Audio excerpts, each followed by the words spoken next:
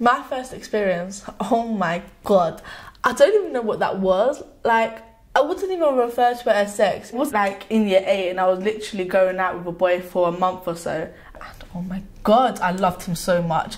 I wanted to marry him, blah, blah, blah. We went to one of his friends' house. His friends went out and we was in his friend's house by ourselves.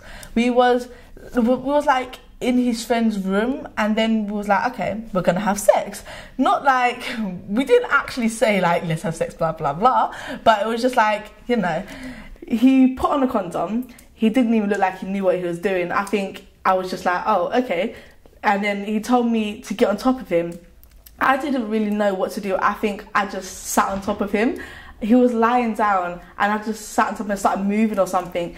I really don't think it even went in because I don't remember feeling anything, any pain or anything. Then his friends came back and he started knocking on the window and to let him in. I was just like, what the hell happened? Because that can't be sex. If that's what sex is, then I don't want to have sex again because that was completely rubbish. After that, I didn't have any sexual experiences for a whole year until I was in the middle of year 9. I remember it was after New Year's Eve and I was at a friend's house because we were having like a little drink up.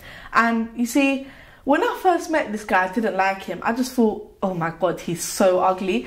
He was really chubby, he had boobs, he had the pizza face. He was just not hot in any way. But my friend wasn't there, so I was sort of forced to speak to him. And then like, I actually thought, oh, he's a really nice guy. But I was just talking to him and whatever, and that night we fell asleep on the bed. We didn't kiss or anything, we just hugged and we fall asleep. And then I started to go to his house, we started talking on the phone a lot more.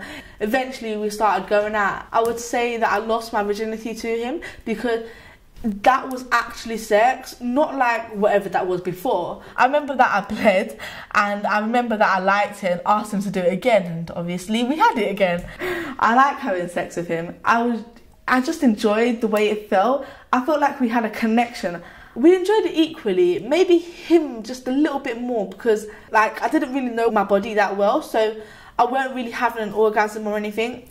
But at the time, yeah, it was good. In year 10, I went out with another boy. We went out for a year and we had sex quite a few times. Sex with him was better than it was with the first one, obviously, because he went down on me all the time. He always loved to go down. I actually have no explanation to why. He would just more focus on my pleasure than his own. Obviously, if you don't have an orgasm, you can still have enjoyable sex. And it's not every time that you can. But like, if I felt I was almost going to have an orgasm and then he came or he moved to a different position and then it would just vanish, like I'd just be really frustrated. But if it didn't get to that stage, I'd obviously be like, okay, roll over, let's do this again.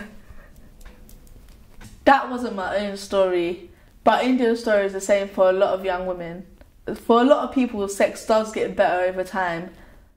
That is the core thing about having sex with a partner. No one has sex just for the sake of having sex. People have sex with the aim of pleasuring themselves and getting pleasure in the other person in the process.